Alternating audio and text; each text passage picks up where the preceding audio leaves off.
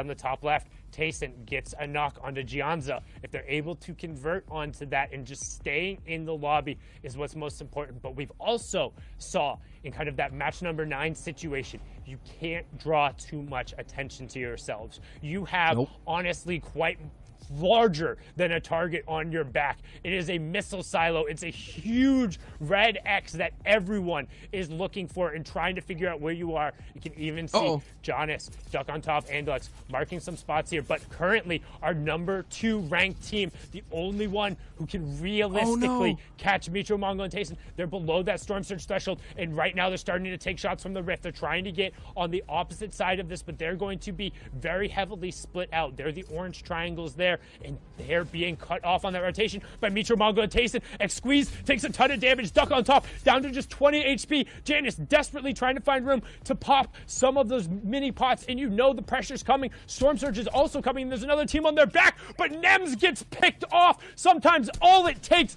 is a couple bullets thrown in the right direction, and Nems going down there might have been that pivotal moment. The key thing, you're throwing a lifeline into the tournament, and it was Nems to push them above the Storm Surge. The 2 tags coming through. Andalex trying to snipe his teammates out with the bandage cannon, chucking slurp fishes. This is desperation defined from our second place team right now. Mongrel and Co. finally getting the conversion onto their first elimination, but they cannot go down here. They have to make this rotation, and it seems like it's almost too early in the game for this pivotal of an opportunity. But looking back in the Storm, it's Mongrel and Mitro. They're the ones who got bogged down in the Storm. They recognized that and got out of dodge. What a great rotation from Andalex, Janice, and Exqueeze to get out of there. And now Tayson, Mitro, and Mongrel are in the same situation we talked about, desperately having to avoid. They're in the zone, and they're stuck. You can't all go down here. They have to find these elims and the siphons. There's no white heals. There's no campfires. They don't have a fishing rod to hit the double pool right there. As long as Doko doesn't give them the siphon, they're going to go down for what will be the 4th game here. Mitro gets a siphon ticked over. He's going to be on his feet. Tayson is down. The elim will finally come through, but they have such a long run, and the 2 points isn't going to be enough, as we already saw the second place team rotate ahead of them. This is the intensity that we're witnessing right here. The tournament is at stake on this rotation. Tayson, Mitro, and Mongrel, who have had a huge lead, now only sit with easily a victory royale from Andalex, Giannis, and Exqueeze could take that lead away, and Tayson, their in-game leader, is down. It's all up to Mongrel and Mitro to hold on, and at the other side of this rotation is this, and they're being gatekept. This is an opportunity to be sighting out as well. Giannis is in trouble, only down to 1 mini. Oh my goodness, Sundown, as Mitro gets knocked as well. Yeah, Mitro going down on the side. Exqueeze knocked. Andalex knocked. Janice, if there was ever a time for heroics, it's now. And Lenouf said, we're going to close the door for them. It's going to come down to the final match with an 18-point lead on second place. All of a sudden now, the teams 3rd through 8th. You know what, Sancho? You smell that? Smells like an opportunity. You know what? Meat's back on the menu, boys, as the top 2 teams fall outside of the placement points. And now, for what feels like the first time in a while, the European Horde can raise its head. They can kick open that door and announce their presence going into the final match.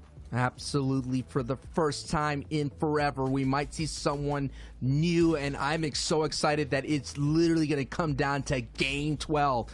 Now we're seeing Wolfie, CRR, Kenzel. They have an opportunity to make things interesting. If they have a pop-off game in the Victory Royale, you're just seeing Mongrel there finally getting through, picking up an elim. That's going to be nice. It's going to be that, hey, it could all come down to 1 elim point, 1 placement point. We already saw in the heats it came down to 1 shot from qualifying into the top 8 to get into the grand finals. We're talking about an entire month of FNCS competitive play all coming coming down to these last moments in the last game. Everything's going to matter. Every gatekeeping stance matter. And it's going to be a big-time finish here, ladies and gentlemen, folks of all ages. And Kenzel goes down, but Hin also gets knocked by CRR.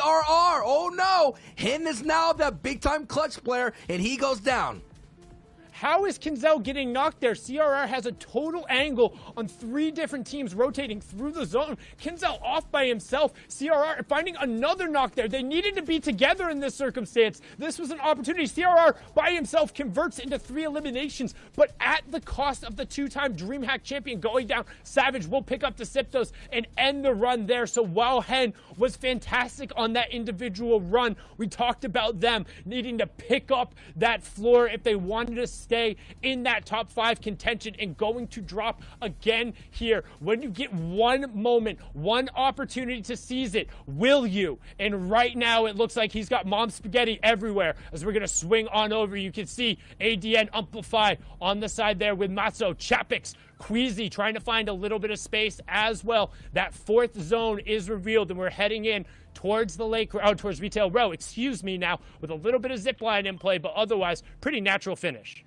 And we're going to find out whose knees are weak at this moment, considering that, look at this. Old Man Mountain. There's a couple of them out there that can kind of go ahead and chop anyone down that's going to try to make their ride up their leaderboard here. You already mentioned 1 and 2 is out. Our Tour, Cammy and Raxo had a strong opportunity and got the victory out to put them in that 3rd place. Here is another trio, Floki, Clement, Nakos, that are on a bit of a slide. They could do this. They could come around and get a victory out. And when we're going into Game 12, Sundown, we're going to Game 12 with about the top 5 all up for grabs and the number 1 spot. That's the kind of finish I want to see.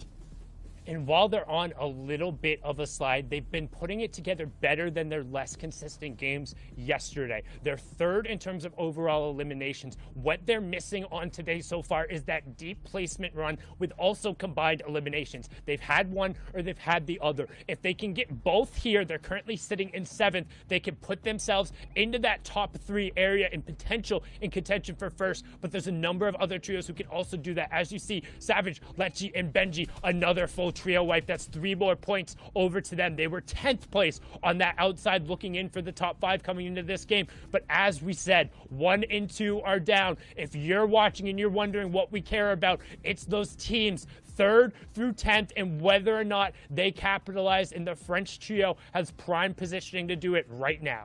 And 4th place just fell. Wolfies and CRR eliminated out. So more shakeups are going to happen. The analyst desks are going to have a lot of work going forward here to take a look at their leaderboard, because so many teams are going to be able to slip and so many teams are going to be able to overcome them. And this is a trio right here, now down to a duo. Raxo, Kami, they get a nice one on Squeezy right then and there. Another big name going forward too. So Raxo, this is a prime opportunity for this Cohen company to kind of all of a sudden heat up, and they're trying to go on this rotation here on the other side here, but they're being greeted and met with some bullets. Now the retreat is on. They're going to go back into their old builds. This is what's so important about space control. The ability to and not get lobby focus is going to keep this trio alive, and the opportunity to move up their leaderboard to kind of close the gap between 2nd and 3rd. Yeah, EP Alexa, aka Enterprise Queasy there, going down in a good pickup. But you've seen that this trio was able to get their victory royales when they had everyone on their feet, and they had a decent amount of utility as well. So the fact that Artur has gone down is going to make this execution a little bit more difficult. But one thing I want to call out for Kami, he's got those fireflies going on. It's one of the few things in the game that can apply that fire effect to builds. If there's somebody who is building out towards wood or ends up getting too vulnerable there, they end up running out of mats. It can be a surprisingly effective tool in the late game. But right now, we see Leneuf getting a confirmation there onto Flick. Eyedrop also going to down Floki. Nakos going down, so all going to be on the back of Clement. Otherwise, the top French trio going to fall short of placement points again. And Cammy finds the angle with a brilliant crash pad. Floor replace, finds Thomas HD sticking his head out there. The 190 tag, enough to tip him over the top. And that's some top of the leaderboard crime right there. 1st, 2nd, 4th, and 5th are now most likely out completely, including that knock and Elam from on against Thomas HD. Now Clement here all by himself. The 7th place trio now going to ride in the backpack phase now. And we've seen the Clutches, we've seen the Lone Rangers, we've seen the Heroics come out through the EU region. And Lunef gets knocked by a Nas. I was about to say, Enough and Jasper are getting some big knocks at the same time as the big names of Benji. The old guard is trying to hold on tight and not let the new guard kind of come out of nowhere and take the titles. And now we're into placement points as well. 17 trios remaining. The full moving zones are out. This is match number 11 in total. We'll have one more after this, but can any of these trios, missing members, clutch up as first on board here with Clement? He's got a pepper pop, but can it turn into plentiful points? That's Rojo, aka Smash Dave, the wildcard victor, going down there. Some key mats going over to Clement, and that's one more point, but no additional placements coming through as Lecce gonna pick up AD, and Clement checks his 6, but no bogeys there. Gonna continue, try to get his HP up and riding right on the edge of the storm. The backside of the zone is where you're gonna find excess utility and the most opportunity for these solo plays, trying to find people just stuck in ratting in the corner. And Clement now tracking through these old builds, looking for his next target, as we're going to get a pad and see what the control looks like, as I believe it's Vadil and Frostroki up on the high ground. We're going to swing back on board here with Clement, and he's going to go down 16th place. One extra placement point coming through, but they're beginning to drop like flies as Anas gets Nate as well. That was Karma who's able to pick up Clement, and the trios are beginning to tick over as we have a new name up on height. New names in the zone is going to go back into old builds. So that's going to be a little bit of opportunity, more box fighting, more chaos down below. And of course, height is going to have the ability to maintain a little bit longer. They're not going to be able to get the E-limbs because it's going to go through these old builds, but still, holding on to height is so strong because now we are in the placement points. Top 11 trios here alive, and Andretta, Lewis, and Flois are one of those top teams sitting at the top 5. They could totally make a move right here. They've been quietly doing it throughout the entire time, and this is a strong opportunity to do it with a loud statement going into the last game here. This is game 11. We still got one more, folks, and Anas picks up an Elim on pink.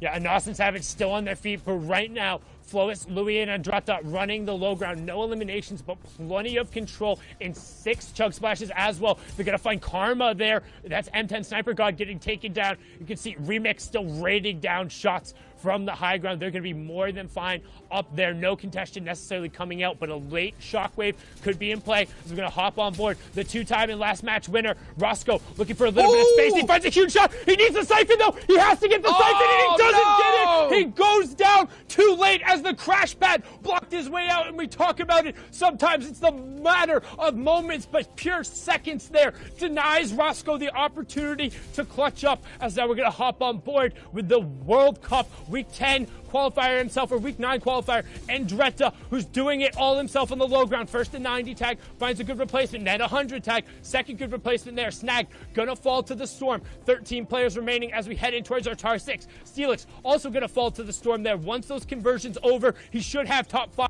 and a little bit more room to work with.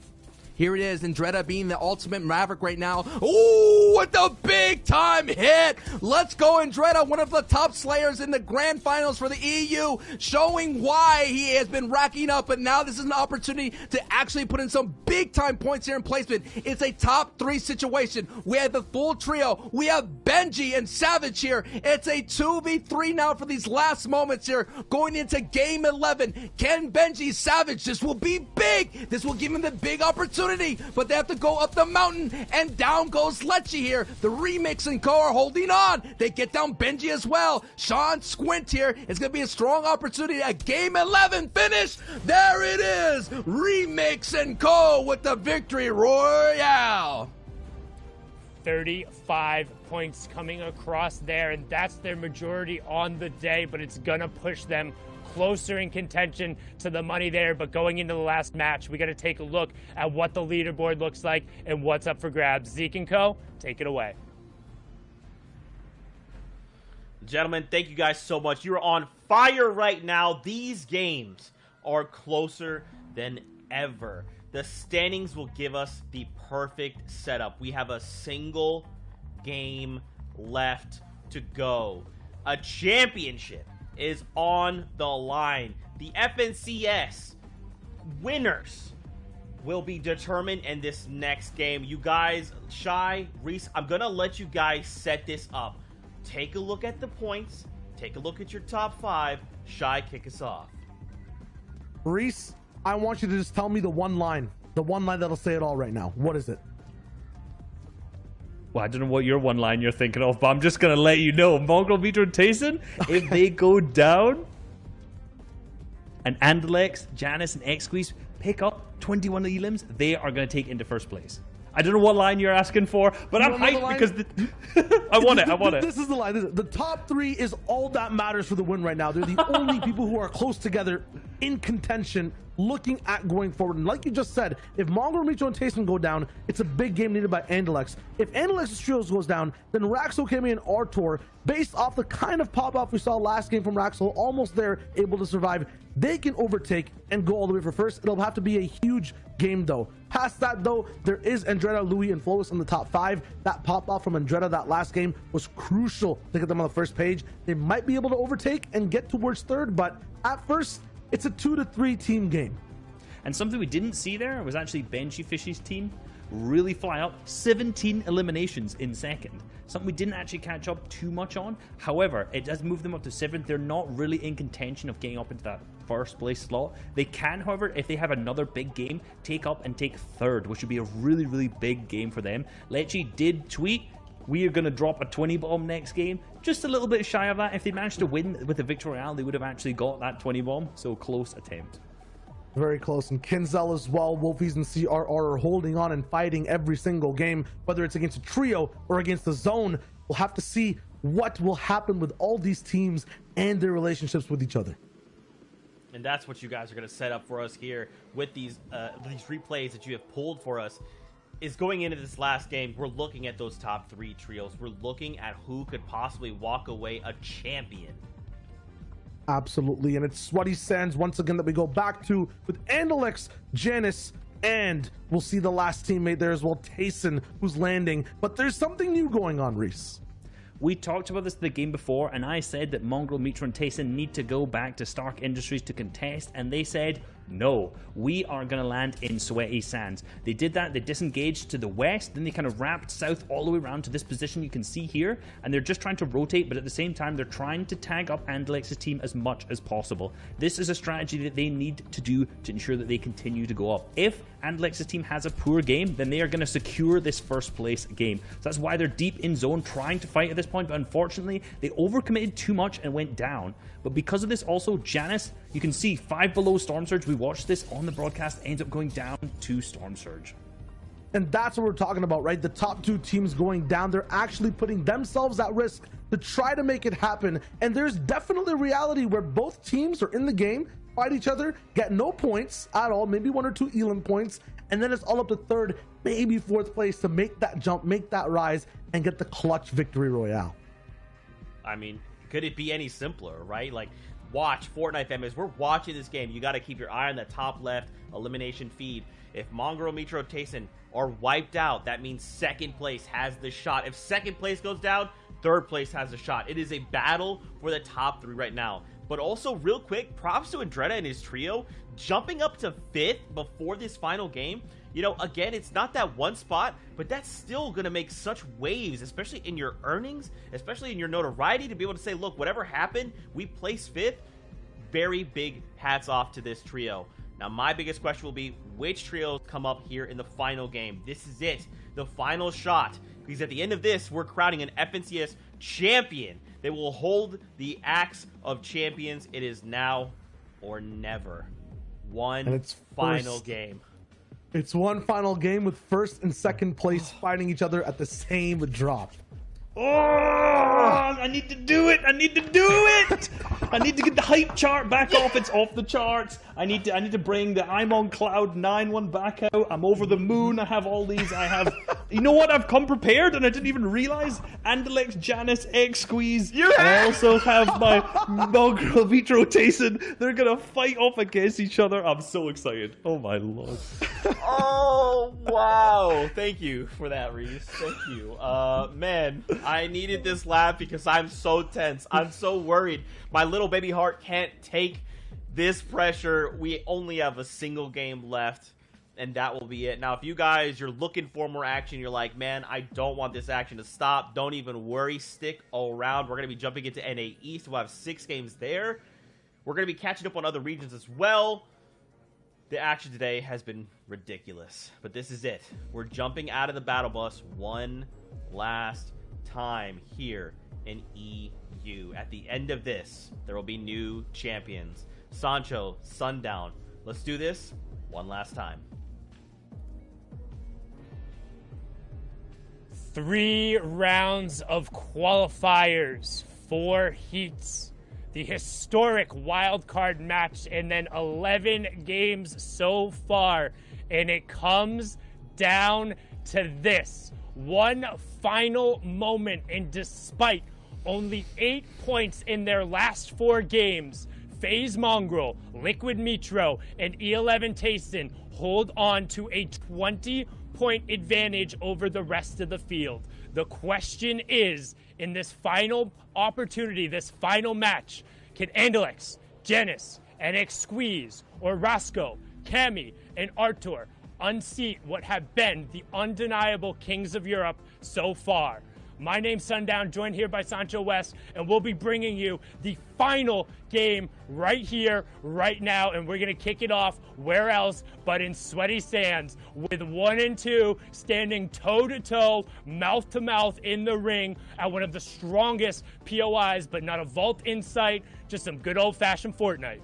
May your builds be strong, may your shots be true, and may your journey end with the ultimate victory royale. But this is going to be a baby victory royale. This right here, this engagement going down in Sweaty Sands is going to determine the FNCS Trios Grand Championship. It's going to be crazy. At the same time, though, if 1 and 2 hurt each other so aggressively, that opens up the door for Raxo, Cammy, and Artur to snake away that grand championship. It's all or nothing right here, the top 3. And I just like this, that it's just so crazy that the opening moments, the drop spot, could determine your fate. But a key thing, and we saw it at the start of the game, zone pulled to this side. The onus to go and take the fight is on Andalex, Janice, and Duck on top. The MCES duo in the wave player need to go and find them, because if Metro, Mongraal, and Tayson just slip into the middle of the zone and are guaranteed to get into this late game situation, that's it. That's done. You're not going to catch them by outplacing them. They've done incredibly well when they've made it into those mid and the late game situations. They need to go find them and not let them slide into this horde and disappear into the shadows and claim that #1 spot. And we have seen that Mongraal and that trio love to kind of park themselves underneath that tower. We've seen it in the very openings of the grand finals.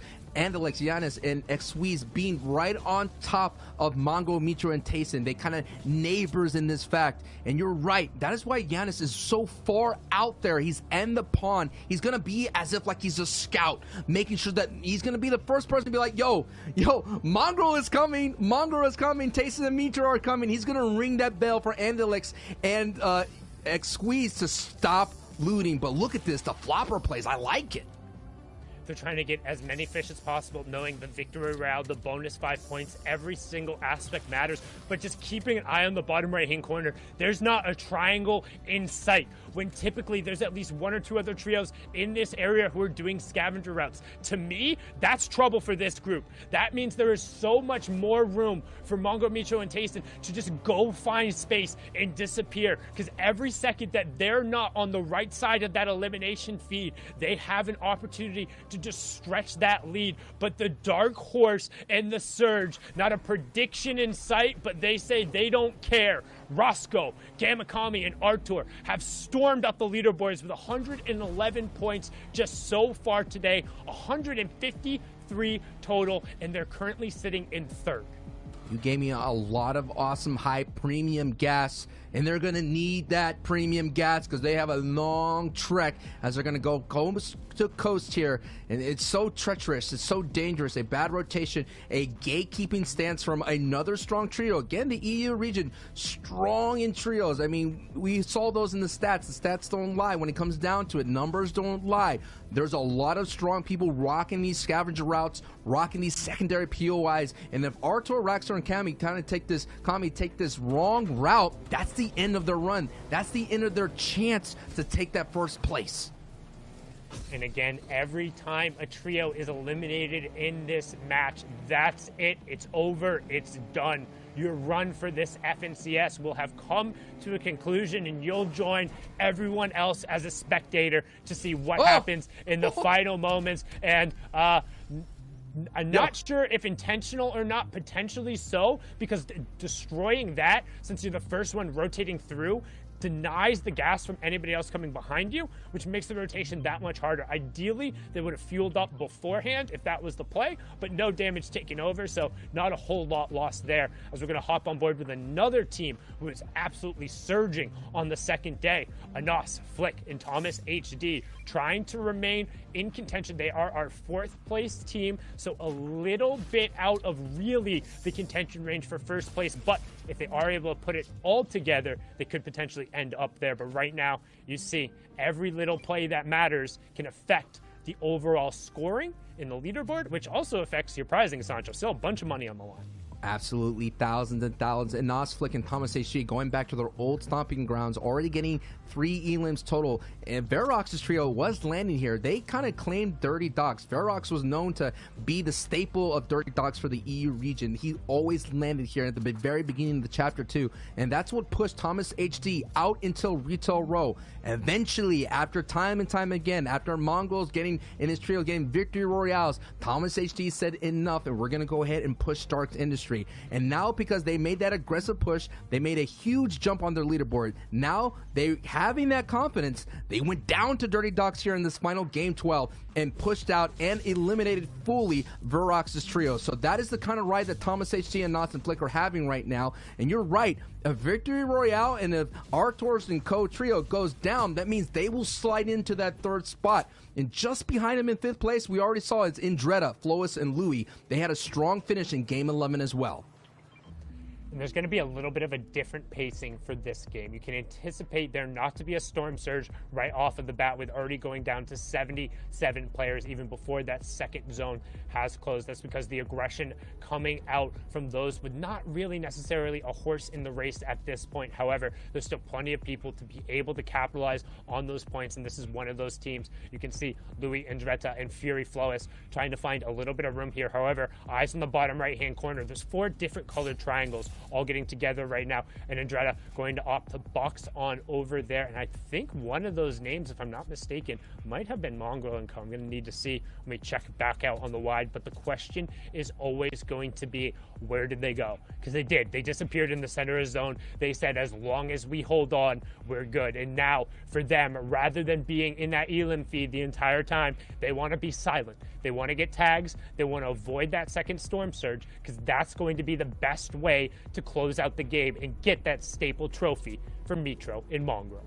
Seeing Wolfie, CRR, and Kenzel, who have had a very bad slide recently in these back halves of the finals here, that is going to be interesting to see if they could kind of stabilize. A lot of fans, a lot of people in the Fortnite fam have become big-time supporters here of Kenzel, Wolfies, and CRR, just a little bit more, considering that they all have really strong solo performances, and to see them combine almost late in the FNCS Trio season, combine together and do really well. But now it's interesting. That's usually Mitro, Mongrel, and Datco right there, and Tayson in those whiplashes. There is a new people with that ultimate swag there, Sundown. Yeah, but it's somebody who's familiar with the Mark 51s themselves there. As you can see, Gamma Moraine, Lenouf, and Jaspe rotating a little bit ahead of them, but flicking on over. The fight, they're just underneath, and this is the position we've talked about before. No. It's the bottom of the hotel. It's getting into that upgrade bench. I don't want to say a hot take, but Hit it. Don't know if this is the right call right here. Keep an eye on his number of materials. And with the zone closing, he just went from having about 90 plus builds opportunity down to 30. He's going to spend the rest of this time farming. Granted, the epic shotgun is so huge, but if I'm Mongrel right now, I don't ever even want to be firing that. I don't want to be anywhere close to in shotgun range with any other player. I don't want to have to be hitting these really loud and obnoxious metal and brick builds, because so far in the past 4 games, every single time my name has appeared somewhere else, somebody sees my skin, or anybody's even remotely close to me, it's a literal dinner bell where everyone is yelling, it's buffet time, and the shots end up come ringing in. When all you have to do is hold on. 20 points is a huge lead. Those builds are so valuable, but right now, still finding enough room. He's recouped about 50% of them, but still, it's tough, man. That's a tough decision, and we'll see if it ends up coming back to bite them. Yeah, man, I kind of agree with you. I kind of want to see Analyx and Giannis and Squeeze kind of like determine what's going on. But you want to beat the trio, you got to beat the trio. And already I took a look at the feed. There's some action happening.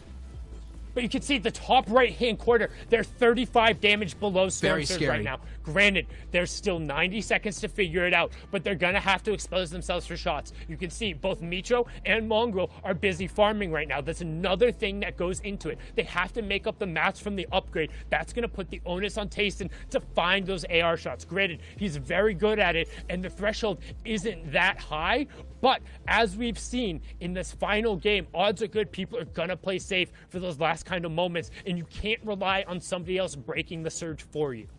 And the most scariest thing throughout the entire time, yes, Storm Surge, it's looming, it's ugly hat, but we're already going to have another finish here in the northwest side of things near Coral Castle. A lot of water we already saw cause so much chaos, and Mongrel, Mitro, and Tayson were able to hold high easily, but that is when they had very strong loot going forward. We just saw Mongrel upgrade, using that upgrade bench, eating up a lot of material. So that was another kind of maybe a calculated risk that you have to make, knowing that maybe when it comes down to it, you walking away with one elim could be enough. But I kind of agree with you, Sundown, considering those kind of, mat resource extensive rotations into this deadly end game, you might want to hold on to anything that you could find and hold on to.